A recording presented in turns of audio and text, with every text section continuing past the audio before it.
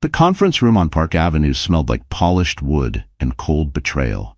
A silver Mont Blanc pen rested between Lily Hart's trembling fingers as her lawyer whispered, "All you need is your signature." Across the glossy table, her husband, no, her soon-to-be ex-husband, Cole Mercer, leaned back in his chair, adjusting the cuff of his tailored suit. The Rolex on his wrist gleamed under the ceiling light, ticking louder than her heartbeat. He didn't look at her, not once. Outside, Manhattan was wrapped in mist, Fifth Avenue lights blurred by rain. Lily's reflection in the window looked like a ghost, pale, 6 months pregnant, holding on to the last bit of dignity she could afford. Cole's voice cut through the silence, smooth but sharp. "Let's keep this clean, Lily. I have a flight to Los Angeles this afternoon." He didn't mention the reason. Everyone already knew. The tabloids had whispered about the model Sloane Rivers for months. Lily pressed the pen to the paper. Her signature bled into the white like a wound opening. A single tear dropped onto the ink, spreading into the word divorce. The sound of her lawyer gathering papers felt like nails in a coffin. Cole rose, sliding his iPhone into his pocket. "Take care of yourself," he said casually, the way someone might talk to a stranger at a cafe. She wanted to scream. Instead, she smiled. The kind of smile people wear when they've lost everything and can't afford to fall apart. As the door shut behind him, she exhaled, shaky, silent, final. The city outside didn't pause. Taxis honked, sirens wailed, life went on. But for Lily, time stopped right there, in that room full of contracts and ghosts. Her lawyer hesitated. "Do you need me to call someone?" Lily shook her head. "No. I'll walk." She tucked the signed documents into her worn leather bag, grabbed her old iPhone, and stepped into the drizzle. The rain tasted metallic, almost bitter. She walked past the luxury storefronts, Cartier, Dior, Tiffany, each window reflecting a version of life that used to be hers. Her hand brushed against her belly, feeling a faint kick. "We'll be okay," she whispered to the baby. "I promise." Then, from across the street, flashbulbs burst. A photographer shouted, "Mrs. Mercer, is it true he's marrying Sloane next month?" Lily froze. For the first time, she realized the divorce wasn't an ending. It was the beginning of her public humiliation. And the whole world was already watching. The wedding photos hit every newsfeed before Lily even finished her morning coffee. Cole Mercer, the visionary tech CEO, and Sloane Rivers, the runway darling, smiled beneath a glass chandelier inside the Plaza Hotel. The captions read like poetry for the cruel, power couple of the year. Sloane's gown shimmered with hand-stitched crystals. Cole's tuxedo was perfectly pressed, his eyes full of pride. They looked like the kind of people the world worships, untouchable, glossy, and heartless. Lily sat in her small rented room in Queens, wearing an oversized sweatshirt that barely covered her baby bump. The glow of her old MacBook Air cast a cold light on her tired face. Every tabloid headline felt like a slap. She turned the screen away, but the echo of the photographs burned into her mind. Cole's arm around Sloane, his lips pressed against her cheek, the way he used to kiss her when the world still felt safe. A knock on the door broke her trance. It was Maya Brooks, her college roommate, now a sharp-tongued lawyer who refused to let Lily drown in silence. Maya carried 2 Starbucks coffees and a brown paper bag. "I brought breakfast," Maya said gently. "And the news. You've seen it?" Lily nodded, her voice barely a whisper. "He married her. The same week our divorce papers were finalized." Maya exhaled. Classic Cole. He thinks this makes him untouchable. But the law doesn't forget so easily. He still owes prenatal coverage under the spousal health clause. Lily smiled weakly. "He'll find a way to dodge it." "Then we'll find a way to corner him," Maya said, placing the coffee in her hand. "Drink. You're keeping 3 lives alive now." Lily looked down at her belly, feeling a soft movement under her palm, 3 little heartbeats depending on her. She wanted to believe Maya's confidence, but everything inside her felt hollow. That night, she couldn't sleep. Rain tapped against the window, steady and cruel. She scrolled through her phone again, pictures from the wedding, from the same ballroom where Cole had once told her he loved her. The comments below were merciless. "Upgrade achieved. That poor ex-wife must be fuming." She locked the phone, turned off the light, and sat in darkness. Her mind replayed every memory. How Cole used to text her from board meetings, how they'd shared late-night pizza on the floor of their first apartment. She had believed in him, defended him, built his world from scratch while working 2 jobs. And now, that same world had no place for her. The next morning, she went to her part-time editing job at a small media agency in Midtown. Her supervisor barely looked up. "Hey Lily, we need those promo cuts by tonight. Also, HR wants to confirm your maternity leave status." Translation: they were preparing to replace her. During lunch, she sat on a bench outside Rockefeller Plaza, biting into a cold sandwich. Her reflection shimmered faintly in the building's glass. Tired eyes, messy hair, a body both fragile and strong. She pulled out a notebook and started writing, "I will rebuild, even if it kills me." Just as she closed the notebook, her phone buzzed. A text from an unknown number appeared. "You should stop showing up where you're not wanted. He's moved on. So should you." No name. But Lily didn't need one. The words smelled of Sloan, perfumed cruelty, wrapped in digital ink. She deleted the message and whispered, "You'll see." When she stood up, the city felt different, colder, sharper, but alive. She could almost hear Manhattan whispering its challenge, fall apart or fight back. As she walked away, a headline flashed across the Times Square billboard. Cole Mercer and Sloan Rivers jet off to the Hamptons for their honeymoon. Lily didn't stop to look. She just kept walking, hand on her belly, eyes forward. Because for the first time, revenge didn't feel like hate. It felt like survival. It was close to midnight when the last bus rumbled through the wet streets of Manhattan. The city that never slept had turned gray and tired, like Lily Hart herself. Her shift at the editing studio had dragged late again, and by the time she stepped into the rain, the neon lights reflected off puddles like broken dreams. She clutched her worn leather bag to her chest, her breath visible in the cool air. 6.5 months pregnant, exhausted, and alone, she was surviving one day at a time. The bus was nearly empty. A man in a dark overcoat sat near the back, reading something on his iPad. An older woman dozed by the window, her grocery bag resting on her lap. Lily sank into a seat, massaging her swollen ankles. She checked her phone. No new messages, not even from Maya. Her ex's wedding still haunted every headline, and every scroll felt like reopening a wound. She tucked the phone away and stared out the window at the glowing skyline. Halfway across the Queensboro Bridge, the bus jerked violently. A tire hit a pothole, and Lily's world tilted for a second. Pain tightened in her lower belly. "Oh no," she whispered, gripping the seat. Sweat dotted her forehead. The driver shouted, "Everything okay, miss?" Before she could answer, the man in the back had already stood up. He moved quickly, calm but focused. "She needs air," he said, voice steady. He took off his coat and knelt beside her. "Breathe, slow and deep. I'm Edward." His tone was professional, reassuring, someone used to taking control. The driver pulled over near a gas station. Rain poured harder. Edward offered his umbrella, guiding her out carefully. "You shouldn't be riding alone this late," he said as they waited for a cab under the flickering streetlight. His hair was dark and damp, a few strands falling across his forehead. He didn't ask intrusive questions, didn't judge her trembling hands. He just stood there, holding the umbrella over both of them, letting the rain soak his shoulders. When the cab arrived, he helped her inside. "Hospital?" the driver asked. Lily nodded weakly.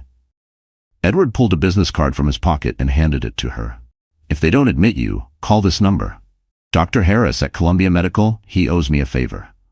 Lily blinked, confused. "Why are you helping me?"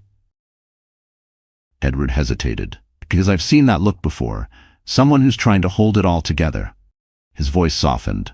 "No one should fight alone at midnight." Before she could thank him, he closed the cab door.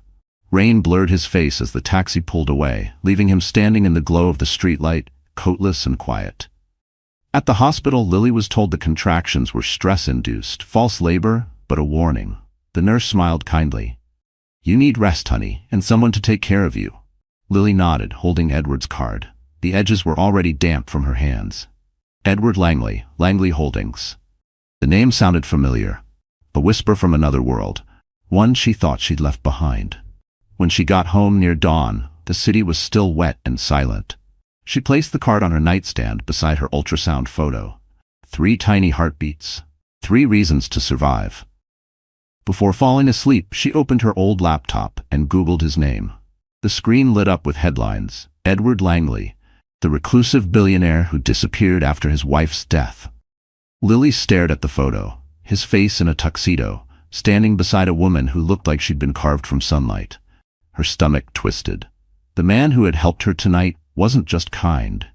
He was powerful, and fate had just tied her life to his without either of them knowing it yet. The next morning, gray light spilled through the blinds of Lily's tiny apartment. The rain had stopped, but the city still smelled like metal and gasoline. She sat at the kitchen table, sipping a cup of weak coffee from a chipped mug, staring at Edward Langley's business card. The name felt unreal, like something pulled out of a movie. She had met a billionaire on a broken-down night bus, and he had treated her with more kindness than her husband ever had. Still, she told herself not to think about it. People like him didn't belong in her world. By 10 o'clock, she was sitting in the waiting room of the community clinic in Queens. The fluorescent lights buzzed, the air smelled of antiseptic. She rubbed her belly gently, whispering, "Hang in there, my loves." The nurse finally called her name, and within minutes, Lily was lying on the exam table, eyes fixed on the monitor as the sonographer moved the cold gel across her skin. "Everything looks busy," the woman murmured with a faint smile. "Miss Hart, did anyone tell you you're carrying triplets?" The words hit her like thunder. "Triplets?" Lily's mouth went dry. "Yes, 3, the nurse said, adjusting the screen. 3 small heartbeats flickered like tiny stars. "You're going to need close monitoring and plenty of rest. This kind of pregnancy is high risk." Lily's pulse raced. She was already struggling to pay rent and stay healthy.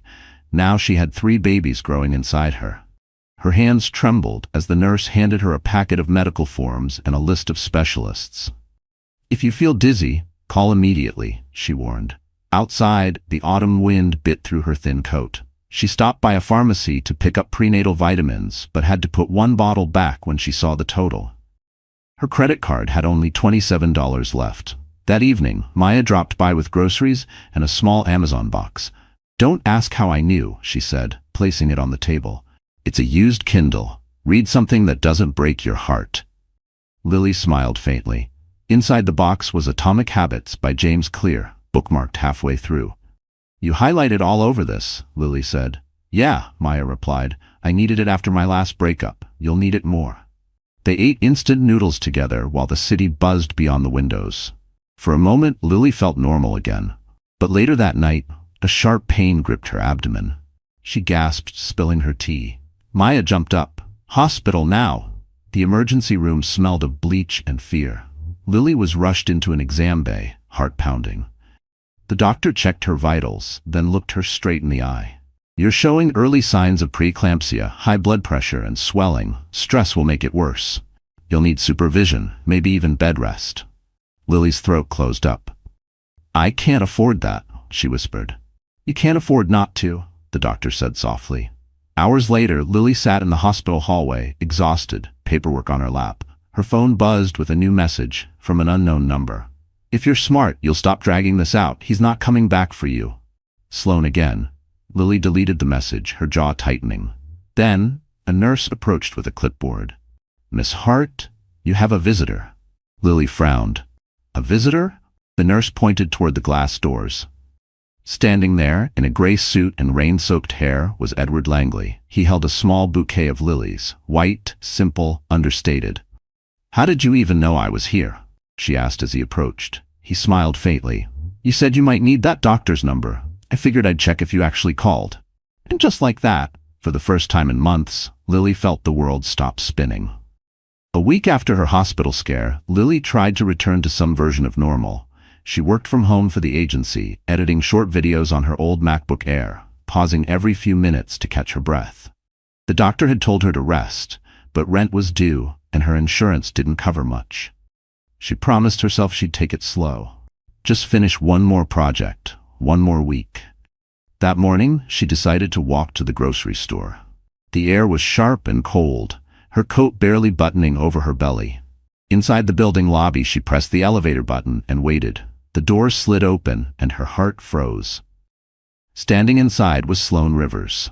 She looked even more unreal up close. Perfect hair, flawless skin, a designer trench coat that probably cost more than Lily's yearly rent.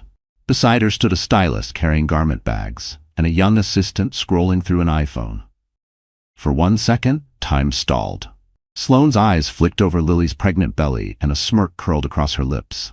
"Oh," she said, voice dripping sugar. "You're Lily, right? Cole's ex?" Lily nodded silently. Sloane leaned closer, whispering just loud enough for the others to hear. "You're glowing. I mean, for someone who's doing this alone." The assistant chuckled. The elevator door opened again, and Sloane stepped out, her perfume trailing behind like expensive poison. "Good luck, sweetheart," she added, tapping her diamond ring against the railing before walking away. Lily stood frozen until the doors closed. Her face burned. The humiliation stung deeper than any headline or whisper. She wanted to scream, but instead, she pressed her hands over her belly, whispering to her babies, "Don't listen. We're not alone." She walked out of the building and into the wind. Across the street was a small Starbucks. She ducked inside, ordered a plain coffee she couldn't finish, and sat by the window. Outside, life moved on. People in suits, laughter, umbrellas gliding past. She took out her notebook and wrote, "Pain doesn't kill you. It teaches you who you are." Her phone buzzed. A text from Maya. "Got your hospital bill. I'll help for now. But please, Lils, you need a miracle." Lily smiled bitterly. "Yeah," she muttered. "A miracle would be nice." Just then, a black Mercedes S-Class slowed near the curb. A familiar figure stepped out, holding a paper bag and umbrella. Edward Langley. He spotted her through the window, hesitated, then entered the cafe. "May I?" he asked, pointing to the empty seat across from her. Lily blinked in surprise. "What are you doing here?" "I had a meeting nearby," he said, setting the bag down. "And I thought you might need something other than hospital food." Inside the bag were muffins and herbal tea. She tried to protest. "You don't have to keep checking on me." He smiled softly. "Maybe I want to." Lily stared at him, unsure what to say. Edward's eyes weren't the cold blue of the rich. They were warm, steady, curious. The kind of eyes that made you want to trust again. "I saw your ex's wedding photos," he added carefully. "They looked expensive." Lily laughed for the first time in weeks. A dry, shaky laugh.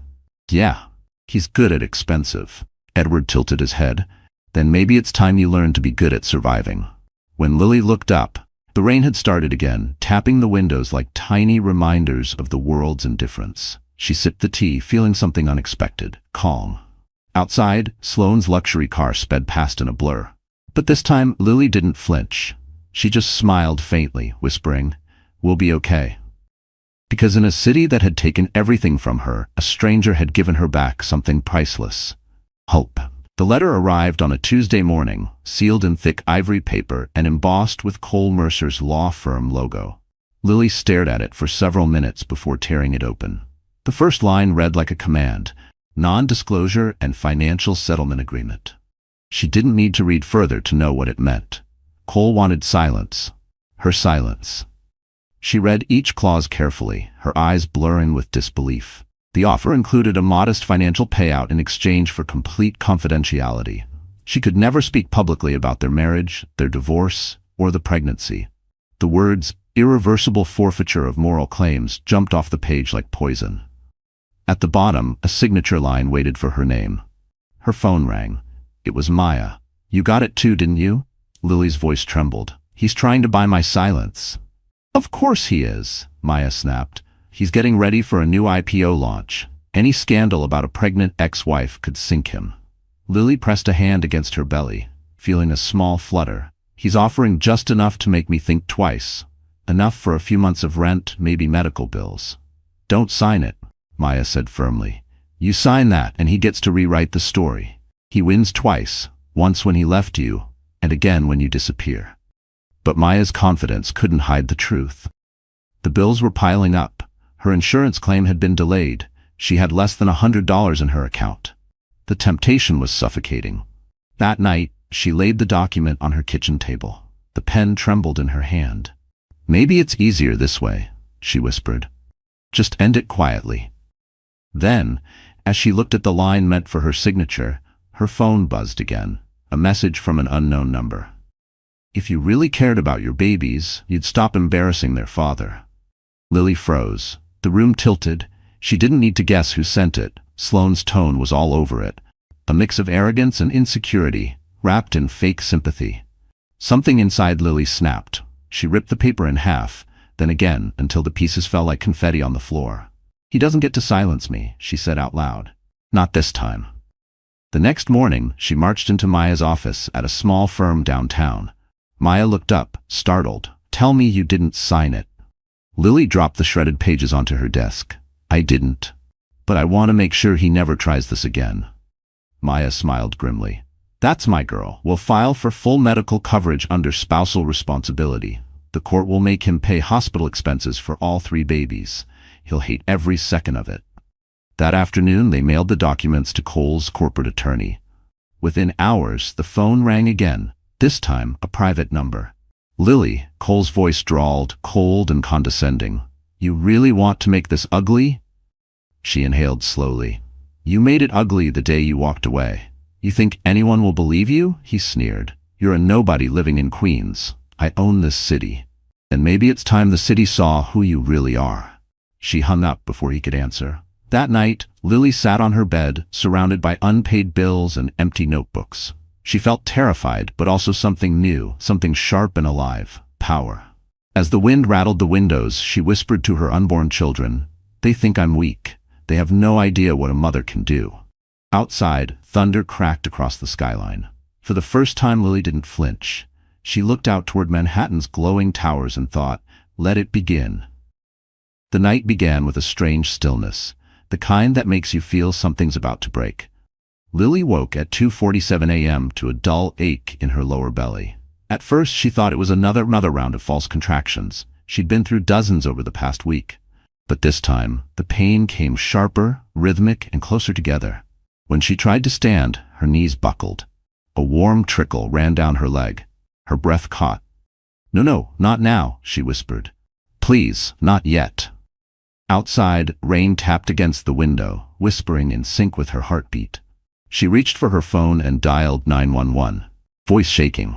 The dispatcher stayed calm. "Stay on the line, ma'am. Help is coming." But the contractions grew fiercer, her body trembling with each wave. She clutched the edge of the kitchen counter, whispering, "Please, babies, just hold on." The pounding at the door startled her. She dragged herself to open it and froze. Edward Langley stood there, drenched in rain, his eyes wide with alarm. "The nurse called me," he said quickly. "You weren't answering your phone. Let's go." He scooped her coat over her shoulders, half carrying her down the stairs. A black SUV waited outside, engine running. "Stay with me, Lily," he urged as she gasped through another contraction. His voice steadied her, even as pain split through her body. The city was eerily empty at that hour. Streetlights glowed against the slick pavement. Inside the car, Edward kept his hand on hers the whole drive. "You're going to be okay," he murmured. "I've got you." At Columbia Medical, nurses rushed to meet them. "Triplets," Edward told the doctor, his tone leaving no room for delay. Within minutes, Lily was wheeled into the operating room, her vision blurring from exhaustion and fear. The last thing she saw before the light swallowed her was Edward standing by the window, watching her disappear behind the double doors. Hours passed like seconds. When she woke, the world was silent. Then came a sound, 3 faint cries, delicate but real. Tears slipped down her cheeks before she even saw them. The nurse smiled. "They're small but strong. All 3 are breathing on their own." Lily's throat closed with gratitude. "Can I see them?" "Soon," the nurse said softly. "They're in the NICU for observation. You did beautifully." Edward appeared at her bedside, his shirt wrinkled, hair a mess, eyes bloodshot from hours without sleep. In his hands were 3 tiny knit caps, pink, blue, and yellow. "They're perfect," he whispered. Lily tried to smile. "How did you?" "I called Charlotte," he said. "She sent them. She's already organizing a care team for you." She blinked, confused. "Why would you do all this for me?" Edward hesitated, then said quietly, "Because sometimes life gives you a second chance when you least expect it. And I'm not the kind of man who ignores that." Her fingers brushed his. Something unspoken passed between them, gentle, electric, dangerous.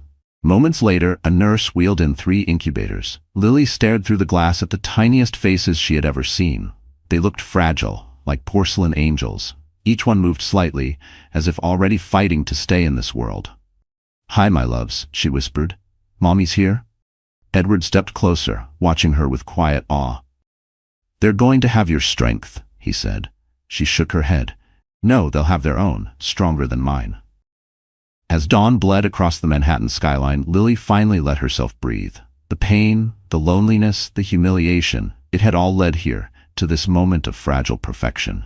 And as the sun rose, Edward's reflection appeared beside hers in the glass, their faces overlapping. Neither of them spoke, but they both knew. This wasn't just the end of one life, it was the beginning of another. The days after the birth blurred into a haze of antiseptic light and sleepless hours. Lily lived between the NICU and her hospital bed, watching 3 tiny miracles fight for every breath. Each baby had a bracelet with a name she'd whispered during labor: Noah, Grace, and Eli. They were so small she could cradle an entire hand in her palm. Every beep of the monitors reminded her how fragile life could be. Edward visited every day, never uninvited, always calm. He brought coffee, clean blankets, and silence, the good kind, the kind that made it easier to breathe. Nurses seemed to recognize him, whispering, "That's Langley," as he passed. But to Lily, he wasn't the billionaire from headlines. He was the man who held umbrellas, who didn't ask questions, who sat quietly when she cried. One afternoon, a social worker entered with a clipboard. "Miss Hart, we need to discuss post-discharge arrangements. Given your health and the baby's conditions, you'll need full-time assistance for at least 2 months." Lily's stomach twisted. Assistance meant money, money she didn't have. She tried to smile. "I'll manage. I'll work remotely." The woman frowned. "That won't be enough. You're recovering from surgery and raising 3 preemies. It's not safe." When she left, Lily stared out the window, watching snowflakes drift over the Manhattan skyline. She felt trapped between pride and desperation. That evening, Edward appeared again, holding a paper folder. "I heard about the discharge," he said gently. "I'd like to offer you a place to stay, at least until the babies are strong enough." She blinked. "What?"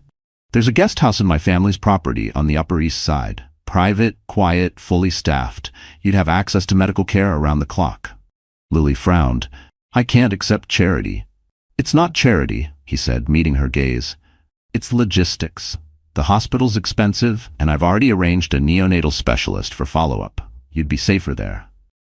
"Why are you doing this?" she whispered. Edward hesitated.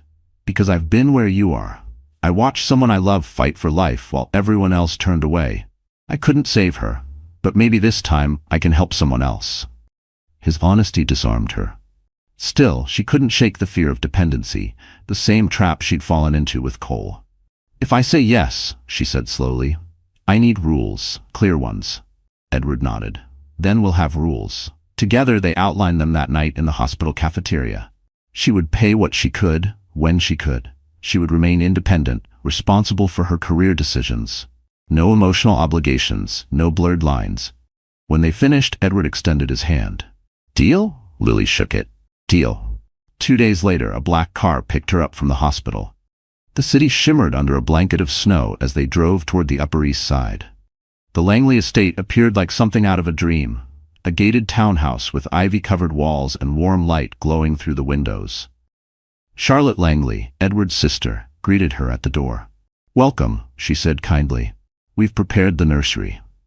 Lily stepped inside and froze. 3 cribs stood side by side beneath a soft mobile, sunlight spilling across white curtains. A nurse adjusted bottles on a tray. It didn't feel like a stranger's house. It felt like safety. That night, after the babies finally slept, Lily stood at the window, looking down at the city she once thought had destroyed her. Now, it glittered again, distant but beautiful. She whispered, "Thank you."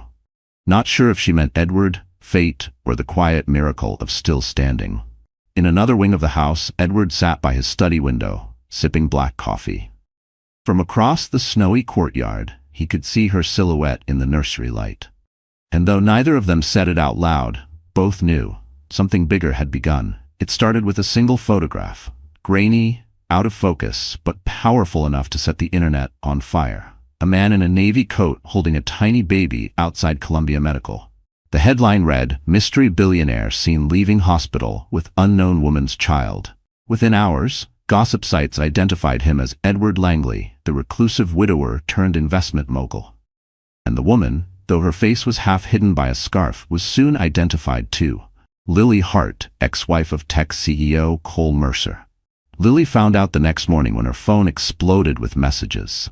Maya called first. Don't check social media. Don't even open your phone. The vultures are circling. But it was too late. A flood of headlines filled her screen. From divorce papers to a billionaire's arms, Mercer's ex finds a new fortune. The photos made it look like Edward and Lily were a couple. The baby's theirs. One outlet even claimed they'd been secretly dating before her divorce. Her hands shook as she read the comments. Mocking, cruel, relentless. Guess she landed on her feet. Smart girl. Upgrade achieved. It was the same humiliation all over again, but this time on a global scale. Edward came to the guest house within the hour. His expression was calm, but the tension in his jaw betrayed his anger. I've already contacted my publicist, he said, setting his phone on the table. We'll issue a statement clarifying that you're under medical care through my foundation. I don't want pity, Lily snapped. I want them to stop. Edward's voice softened. They won't, not yet, but the truth will outlast the noise. Later that afternoon, Charlotte joined them, bringing a pot of tea and her quiet authority. We can't let this spiral, she said. We'll announce that the Langley Foundation is sponsoring neonatal care for single mothers. That reframes the story, makes you a cause, not a scandal. Lily frowned. You want to turn me into a press strategy? Charlotte met her gaze. I want to protect you, dear, and your children. Trust me, public sympathy is armor in this city. The statement went live that evening. The Langley Foundation confirms it is supporting Miss Lily Hart and her newborn triplets through its maternal health initiative. It was polished, professional, and completely true. Yet the truth didn't stop the whispers. It only redirected them. Cole Mercer saw the news from his office overlooking Central Park. His assistant froze when he slammed his phone on the desk. She's playing the victim, he growled. And Langley's helping her. Get my PR team. We're not letting her ruin my image before the IPO. Sloane, lounging nearby in a white silk robe, smirked. Maybe she's better at this than you thought. Don't push me, Sloane. Oh, darling, she said sweetly, sipping champagne. I don't have to. Back at the Langley townhouse, Lily tried to feed the babies, her hands trembling. The nurse turned on soft music to calm them. Edward stood in the doorway, silent, his expression unreadable. I didn't want this, Lily murmured. I didn't want to be in the spotlight again. He stepped closer. You didn't ask for any of it, but you can choose what happens next. Lily looked up, meeting his eyes. And what if I fail again? Edward smiled faintly. Then you'll fail forward. That night, she sat by the window after everyone had gone to bed, scrolling through another article, this one from the Wall Street Journal. Langley Foundation's new program earns praise for supporting single mothers. For the first time, the comments below weren't cruel. Someone had written, whoever she is, she must be strong. Lily closed her eyes, a tear slipping down her cheek. For the first time, the world was talking about her strength, not her shame. And somewhere deep down she knew, this wasn't the end of her story. It was her quiet comeback, written one headline at a time. Spring crept into Manhattan like a sigh of relief. The snow had melted, the air smelled faintly of lilac, and the Langley townhouse garden bloomed behind wrought iron gates like a hidden paradise.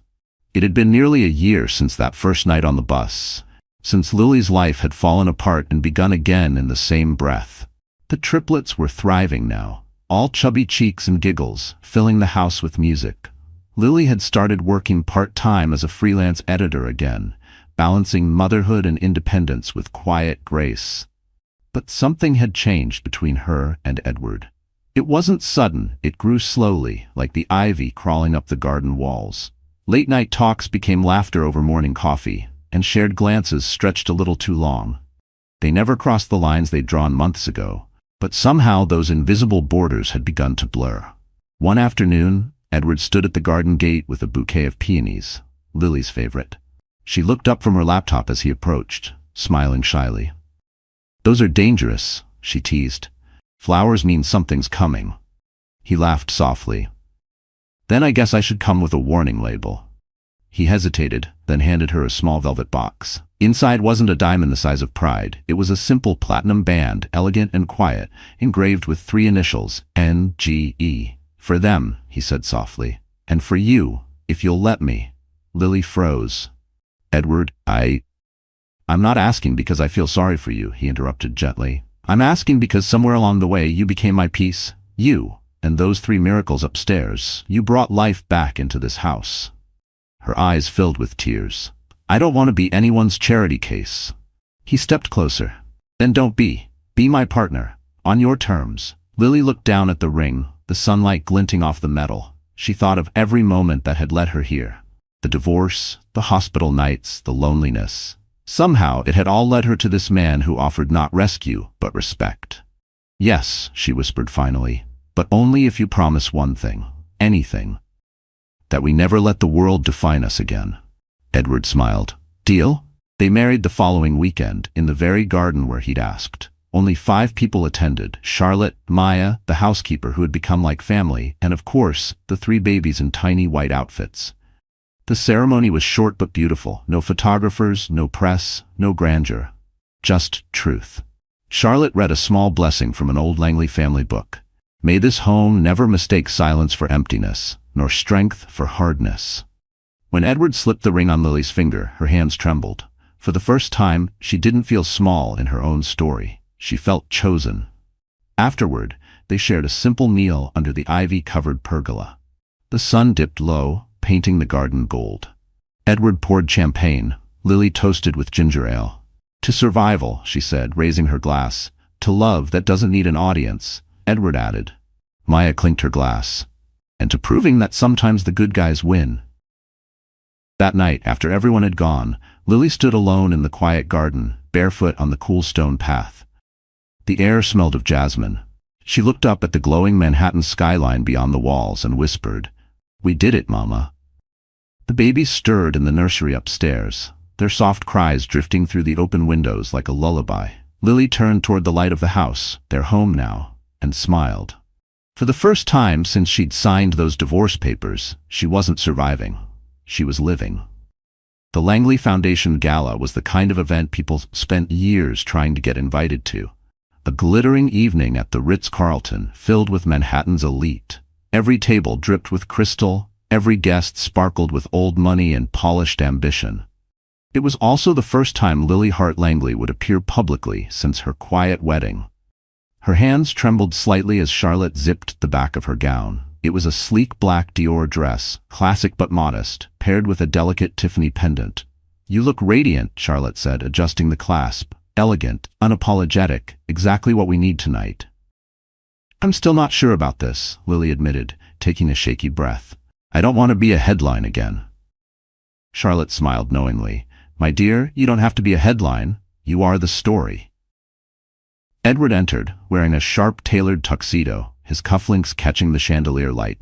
He paused, taking her in. "You'll stop the room, Lily." She blushed. "That's not the goal." "Maybe not," he said softly, "but it will happen anyway."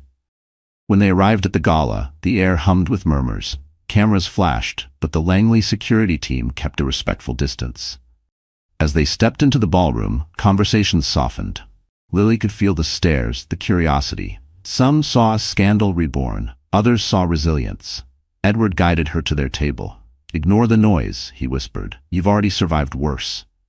Across the room, Sloane Rivers stood near the champagne tower, her silver gown shimmering like armor. Her career had taken a hit after several failed campaigns, but she still knew how to command attention. When her gaze met Lily's, her smile was all venom. "Well, if it isn't Mrs. Langley," Sloane said when she finally approached, voice dripping with false sweetness.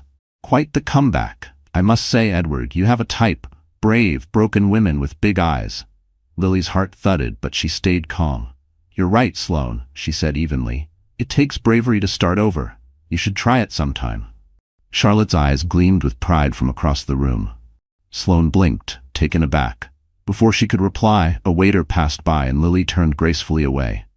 Minutes later, the host called Edward to the stage to present the evening's main award for humanitarian excellence. He took the mic and smiled at the audience. "This year," he began, "I've been reminded that strength doesn't always roar. Sometimes it whispers, through compassion, through courage, through rebuilding after the world writes you off." He turned slightly, meeting Lily's gaze. "And tonight, I dedicate this moment to those who prove that dignity and grace are louder than scandal." The audience applauded, and though his words were meant for the crowd, everyone knew who they were truly for. At the press table, a reporter whispered, "She's actually impressive, not what the tabloids said." When the event ended, Lily stepped out onto the balcony overlooking Central Park. The city glittered below, endless and alive. Edward joined her, slipping a shawl over her shoulders. "Do you regret it?" he asked quietly. She shook her head. "For the first time, I don't regret a single scar. They're the proof I made it." He smiled. "You've become the calm in your own storm." From below, photographers caught one final shot. Lily and Edward standing against the Manhattan skyline, her head resting on his shoulder, city lights framing them like stars. By morning, the photo would spread everywhere. But this time, the captions were different. "From scandal to strength, the heart of Manhattan's new power couple." For the first time, the world wasn't laughing at her. They were applauding. The morning after the gala, the headlines were kind, almost reverent. Lily Hart Langley, Grace under fire. For once, the internet wasn't mocking her. It was celebrating her. But victories in Lily's life never came without a shadow. That shadow arrived 3 days later in the form of a thick envelope, delivered by courier to the Langley townhouse. Edward found her in the nursery, humming softly as she rocked Grace to sleep. "This came for you," he said, holding the envelope with a frown. The letterhead made her stomach twist. Mercer and Finch, attorneys at law. She opened it, and the color drained from her face. It was a petition. Cole Mercer was filing for partial custody of the triplets. For a moment, Lily couldn't breathe. The paper trembled in her hand. "He's doing this to hurt me," she whispered. "He never even saw them once." Edward's jaw tightened. He's not going to win. But Lily knew Cole's power. His lawyers, his money, his hunger to control the narrative. He'd use the system the way he always had, like a weapon. By noon, Maya was at the house, her laptop open, papers spread across the dining table. "It's a stunt," she said. "He's trying to stir public doubt before his company's IPO next quarter. If he looks like a devoted father, investors trust him more." Lily paced the room, anger shaking her voice. "He's using our children as PR props." "Yes," Maya replied. "And we're going to make him regret it." They began building their case. Hospital records, Cole's absence, financial neglect, even text messages that proved he'd refused support. Edward offered the Langley legal team, but Lily refused. "No," she said firmly. "If we fight him, we do it as me, not as your wife. I won't let him twist this into another rich versus poor circus." The first hearing was held in a quiet Manhattan courtroom. Cole arrived with his lawyers and Sloan, dressed in designer gray and feigned humility. He looked smug, charming, exactly the man he wanted the cameras outside to see. When Lily took the stand, he smirked slightly, like a man watching a movie he thought he'd already seen. But when Maya began presenting evidence, his confidence cracked. She displayed emails showing Cole's complete lack of contact during Lily's pregnancy, proof of unpaid medical bills, and most damning of all, a voicemail he'd left in anger months ago. "You think those kids will change anything? They're your problem, not mine." The courtroom went silent. Cole's attorney objected, but the damage was done. Lily's hands shook, but her voice remained steady. "He wasn't there when they were born. He didn't know their names. And now, after the world starts to respect me again, he remembers he's a father? No, Your Honor. He remembers he has an image." The judge looked at her over his glasses, expression unreadable. "Mr. Mercer, it appears your petition lacks merit. The court will maintain custody with the mother, with limited supervised visitation pending review." Cole's face reddened. Sloan leaned toward him, whispering furiously, "You promised this would work." Outside the courthouse, reporters swarmed. Flashbulbs blinded Lily as Maya led her through the crowd. Someone shouted, "Mrs. Langley, are you keeping the children from their father?" Lily stopped, turned, and met the cameras head-on. "I'm protecting them from what their father became." That clip would replay for days across every network. It was the sound of a woman refusing to be a victim anymore. Back in the car, Edward reached over and took her hand. "You were extraordinary in there," he said softly. She smiled faintly, exhaustion pulling at her eyes. "No, I was just tired of losing." As they drove away, Cole watched from the courthouse steps, fury simmering behind his polished mask. Sloan slipped her arm through his, but he barely noticed, because for the first time he realized something chilling. The woman he once left behind wasn't broken anymore. She was dangerous. 2 months after the custody hearing, the world seemed to have finally stopped spinning against her. Lily was rebuilding her life, one small victory at a time. The triplets were growing. Noah laughed first, Grace learned to grab her mother's hair, and Eli had a cry loud enough to wake the city. The Langley townhouse no longer felt like borrowed space. It felt like home. She spent her mornings editing short documentaries for a local studio, working from her favorite corner near the window. Edward often passed by, coffee in hand, pretending he wasn't checking on her. Their love was steady now, quiet but rooted, like something earned through storms, not built on illusions. One afternoon, while Lily fed the babies, Charlotte entered with a letter embossed with gold. "This came for you," she said, "an invitation from the Fifth Avenue Gallery." Lily frowned, wiping formula from her sleeve. "A gallery? I'm not exactly art world material," Charlotte smiled. "It's not about art. They're hosting a charity exhibit, Mothers of Resilience, photographs and short films about women who rebuilt their lives. They want to feature you." Lily froze. "Me? Why?" "Because your story reached them," Charlotte said softly. "Someone from the Journal sent them that clip from the courthouse. The one where you said you were protecting your children from what their father became. It went viral." Lily set down the bottle, her heart pounding. "I didn't do that for attention." "I know," Charlotte replied. "That's why people believe you." A week later, the exhibit opened with champagne glasses and camera flashes. The gallery smelled of lilies and new paint. Large photographs of women lined the walls, doctors, soldiers, survivors. In the center of the room stood a single framed photo of Lily holding her triplets, taken candidly by Charlotte one morning. The caption read, "Strength isn't inherited, it's rebuilt." Lily stood quietly at the edge of the crowd, uncomfortable under the attention. Edward approached in a tailored navy suit, proud but understated. "You belong here," he said gently. "Doesn't feel like it," she admitted. "I'm just a mom who survived bad luck," he smiled. "No, you're a story people needed to believe in." The evening unfolded beautifully until a familiar voice sliced through the soft music. "Well, if this isn't poetic." Lily turned to see Sloane Rivers gliding toward her in a backless silver dress, the same brand that once sponsored her failed campaign. "You look different," Sloane said, feigning kindness. "Success suits you." "Sloane," Lily said calmly, "you're at a charity event for mothers. Try not to turn it into a runway." Sloane's smile tightened. "You really think this new image will erase your past? You and I both know the press loves a good fall from grace." Before Lily could respond, a soft click echoed nearby. Reporters had turned their cameras toward the confrontation. Edward stepped forward instantly, his presence commanding the room. "Is there a problem here?" Sloane's bravado faltered. "Just congratulating your wife." "Good," Edward said coolly. "Then consider it done." The tension broke, but the damage lingered. That night, Lily scrolled through her phone, reading new headlines. Mercer's ex and his wife's rival face off on Fifth Avenue. The cycle was starting again. But this time, something inside her had changed. Instead of panic, she felt clarity. She called Ben Walker, her old mentor in television. "Ben," she said, "I want to make something. Not about me, about all the women who were silenced, shamed, or underestimated. A real documentary, honest and raw." Ben's voice smiled through the phone. "You finally ready to tell your own story?" "No," she said firmly. "I'm ready to tell ours." When she hung up, she felt lighter. For the first time, she wasn't running from the headlines. She was rewriting them. And somewhere in a penthouse overlooking the city, Cole Mercer watched the same story trending, his ex-wife's face glowing on every screen.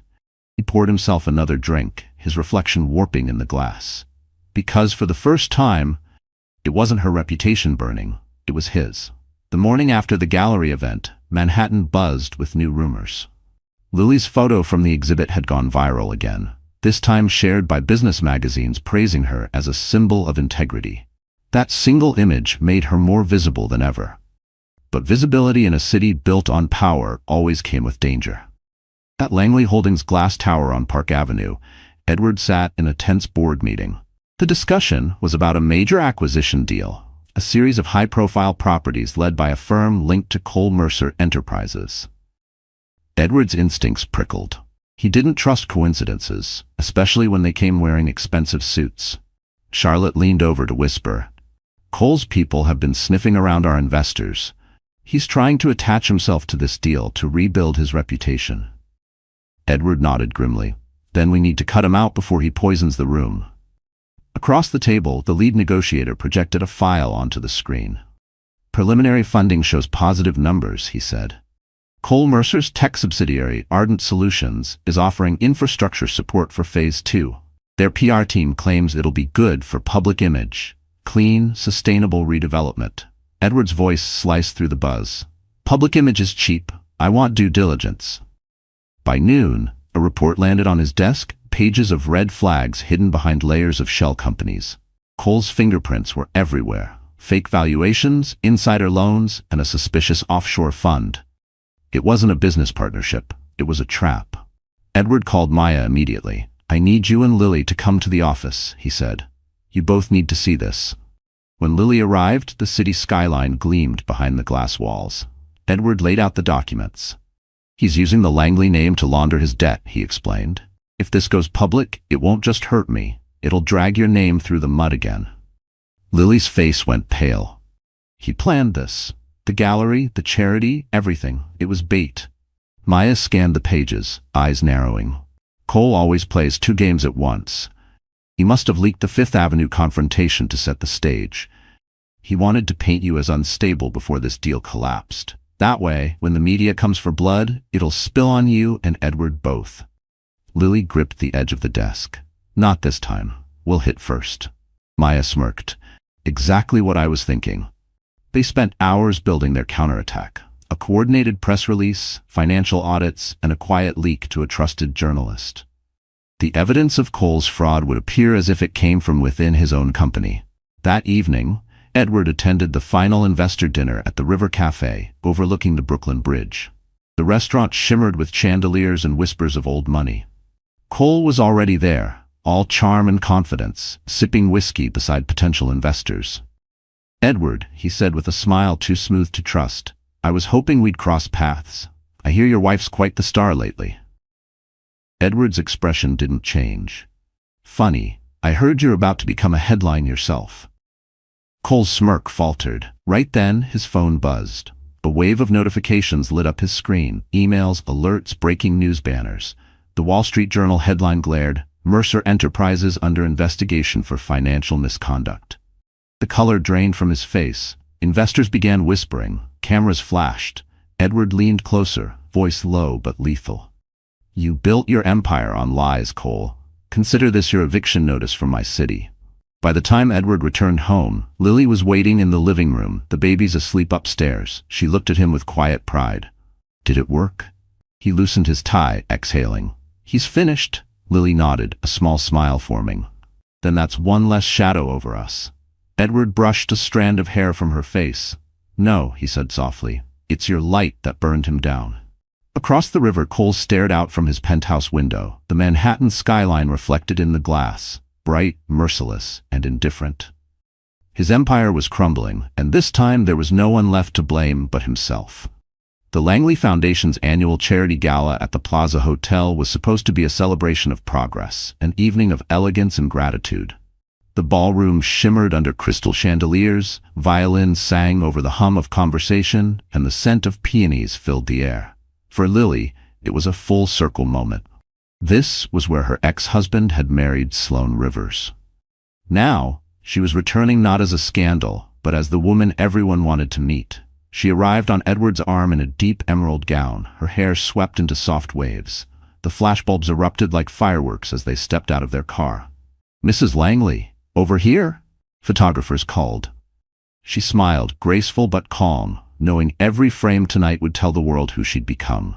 Inside, the city's elite swirled through champagne and gossip. Whispers followed her everywhere, admiration mixed with envy. That's her, one woman murmured. The girl who turned scandal into empire. Lily felt steady, untouchable, until a familiar voice slid through the noise like poison. Well, if it isn't Manhattan's miracle. Sloane Rivers appeared, her silver dress clinging like a second skin, a flute of champagne in her hand. Her smile was flawless, her eyes deadly. You've come a long way from Queens, she said sweetly. Tell me, do you ever miss being ordinary? Lily's lips curved into a cool smile. No, but I do miss when people like you didn't matter. Gasps rippled around them. Sloane's face hardened. Careful, darling. I built this world before you ever stepped into it. Then maybe it's time someone remodeled it, Lily replied. Before Sloane could respond, a deeper voice cut through the tension. Ladies, Cole Mercer said as he stepped closer, looking unnervingly composed in a black tuxedo. Still making scenes, I see. Lily turned to him, her pulse quickening. What are you doing here? I was invited, he said smoothly. Unlike some people, I still have connections. His smirk was the same one that used to make her stomach twist, only now it filled her with disgust. Security should be more selective, Edward said, appearing at her side, his presence a wall of calm power. Cole ignored him. Relax, Langley. I just wanted to congratulate the happy couple. Quite the story arc. From my ex-wife to billionaire bride. Maybe I should thank you for polishing what I left behind. The words hit like a slap. The room went silent. Lily took a slow breath and stepped forward. You should thank me for surviving you. She reached into her clutch and pulled out a small envelope.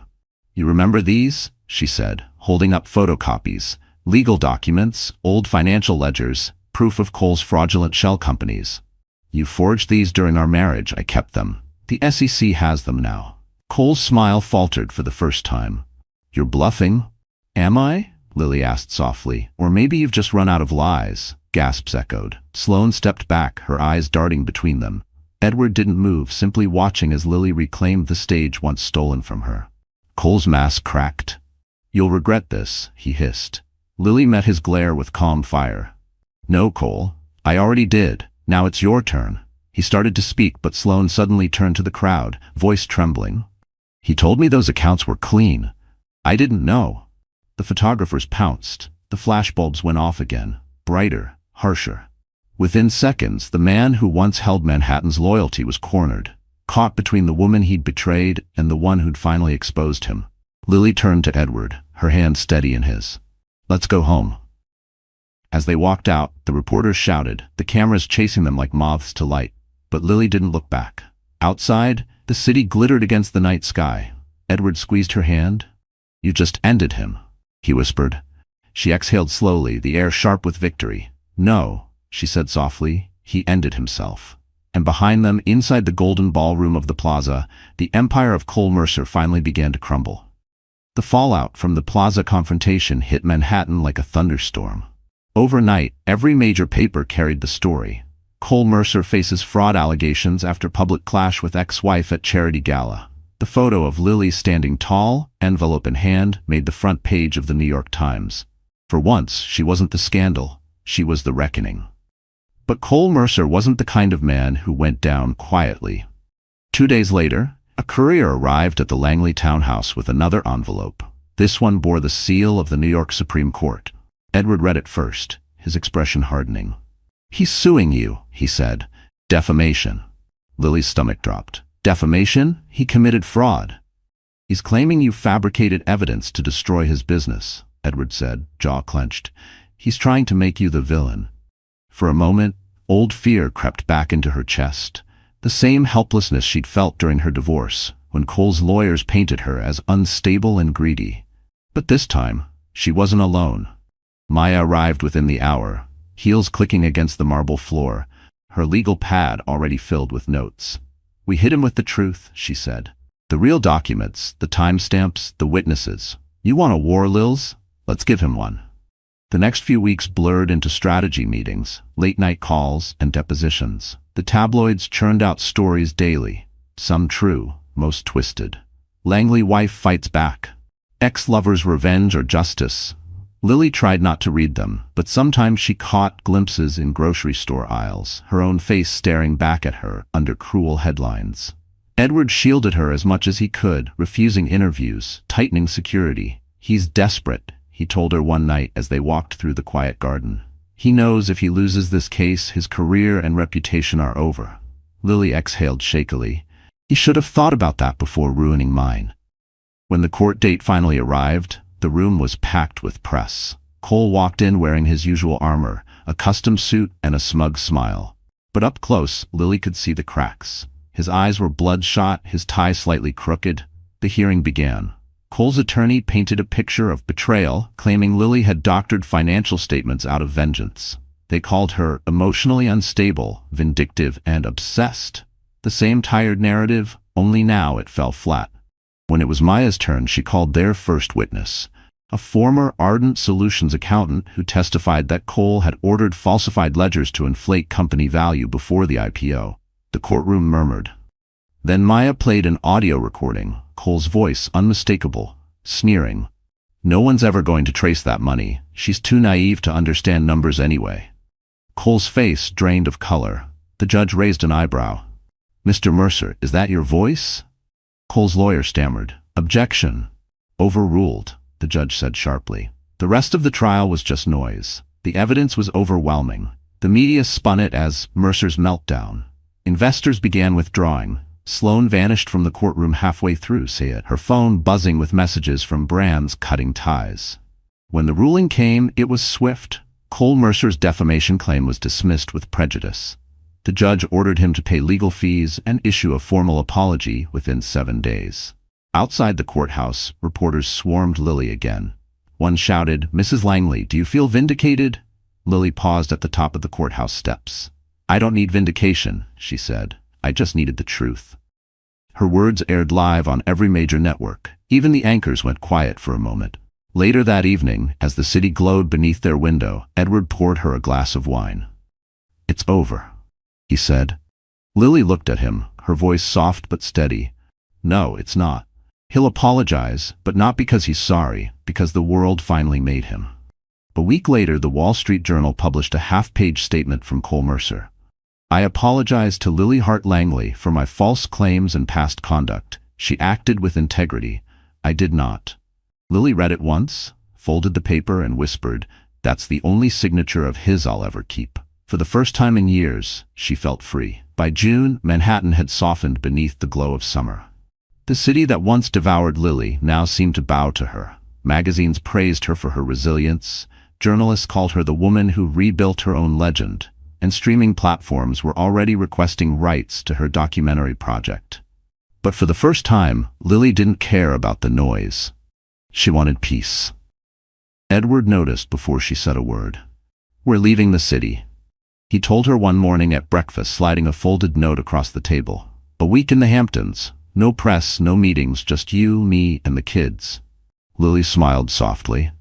"Do billionaires actually take vacations?" "Only when someone reminds them to," he said, kissing her hand. The Langley family's beach house sat on a quiet stretch of East Hampton, surrounded by dunes and white roses. The air smelled like salt and sunlight. The ocean stretched endlessly beyond the horizon, whispering secrets the city would never understand. The first night there, Lily stood barefoot in the sand, watching the triplets toddle along the shore, their laughter swallowed by the wind. Edward grilled on the patio, sleeves rolled up, the firelight painting his face gold.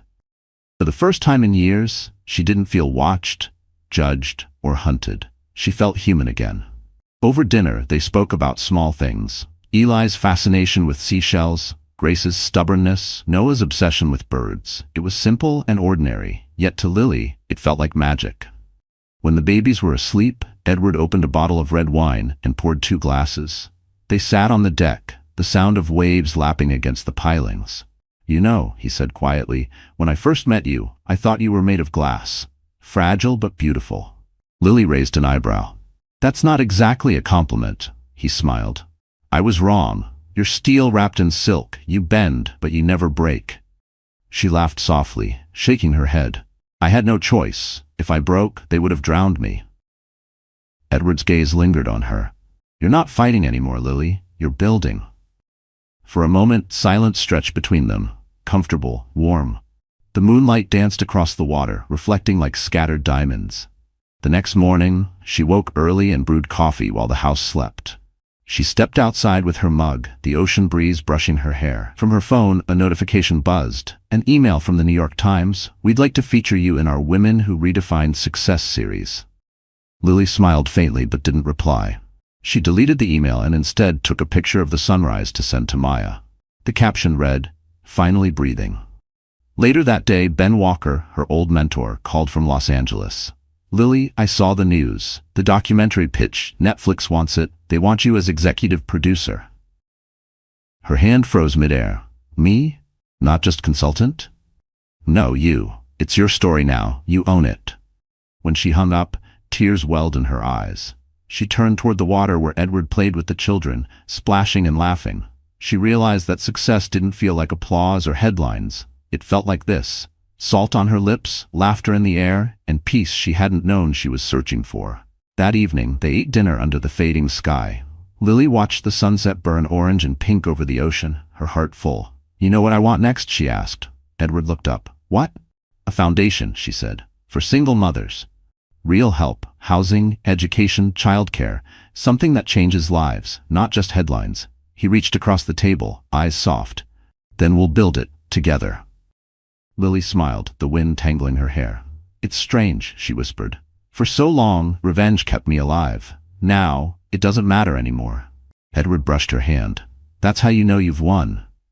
As night fell over the Hamptons, the waves whispered like applause, carrying away every echo of her old pain. For the first time, Lily wasn't surviving or fighting or proving anything. She was simply free. September brought crisp air and a sense of change.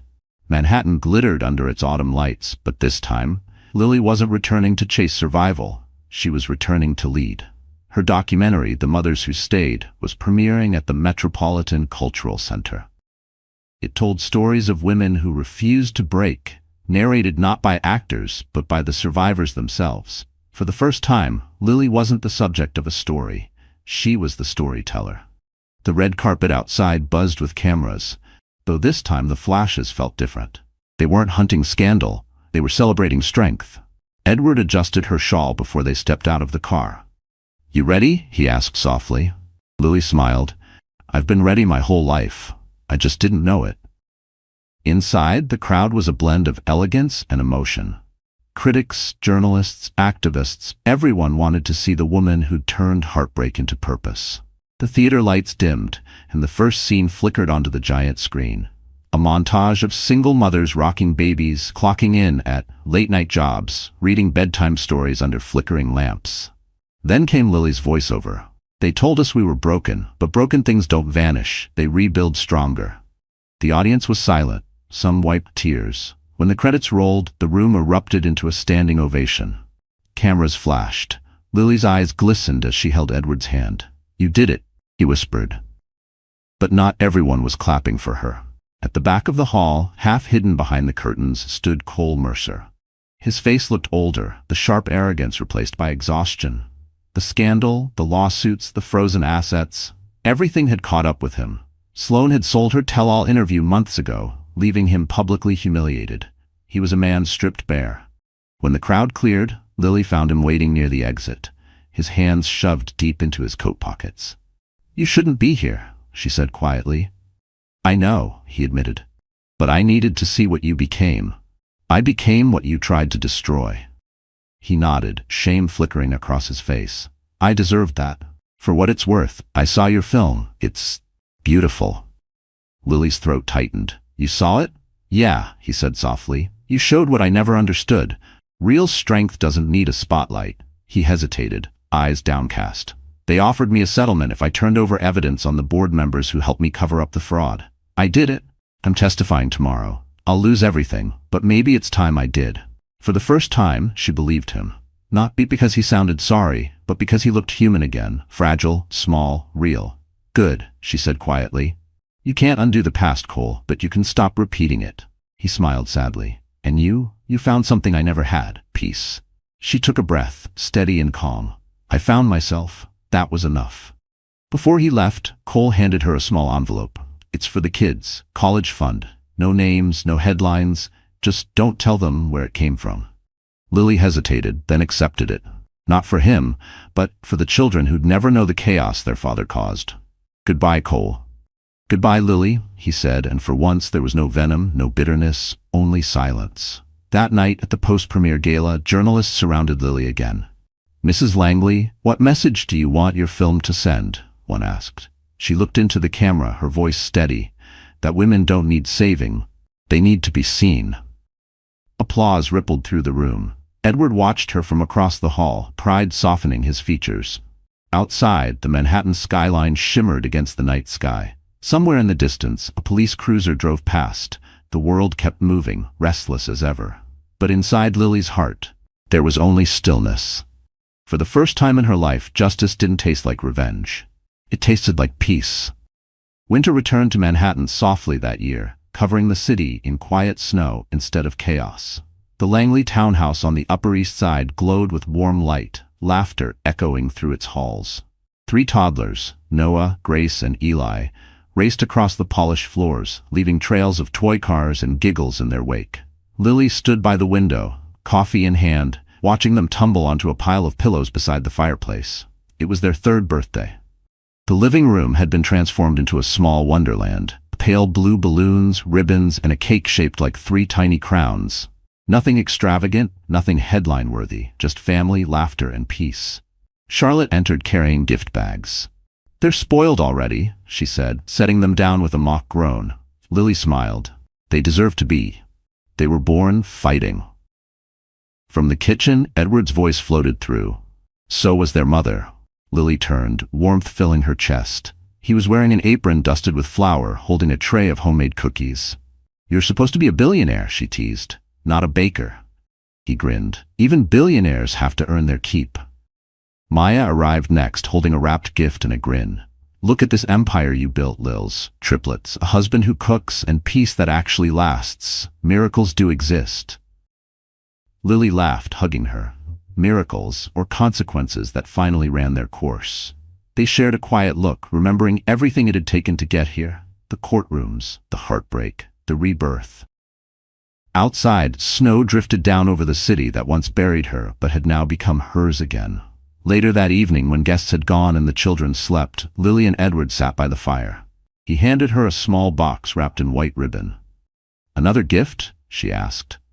"You already gave me everything I could ever want." "Not this," he said, his voice gentle. Inside was a silver locket engraved with 4 initials, LNGE. "When they're older," he said softly, "I want them to know who you were before all this, the woman who fought for them before she had anyone to fight with." Tears welled in her eyes. "You make me sound heroic." "You are," he said simply. They sat in silence for a moment, the fire crackling. Lily traced the locket's engraving with her thumb. "Do you ever think about what would have happened if that night bus never broke down?" Edward smiled. "Then I'd still be a man who thought kindness was just a word. And you'd still be walking through the rain, convincing yourself you were alone."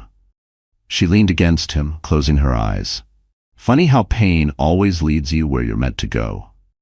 He kissed her forehead. "That's the thing about survival. It's just the beginning." As the firelight danced, Lily felt something she hadn't felt in years, complete stillness. She wasn't waiting for the next disaster or revenge. She was living in peace she'd built with her own hands. Across town, in a quiet apartment stripped of luxury, Cole Mercer sat on his couch, staring at a small framed photo of the triplets from a newspaper feature. His once steady hands trembled as he whispered, "Happy birthday, kids." No cameras, no audience, just the echo of what he'd lost. Meanwhile, back at the Langley home, Lily tiptoed into the nursery. The triplets slept soundly, cheeks flushed, tiny chests rising and falling in rhythm. She brushed a curl from Grace's forehead and whispered, "You're safe now. You're home." She lingered for a moment, then turned off the light. Downstairs, Edward waited by the window. Outside, the Manhattan skyline shimmered beneath the falling snow. He wrapped his arm around her waist as she joined him. "Everything okay?" he asked. She smiled softly. "More than okay."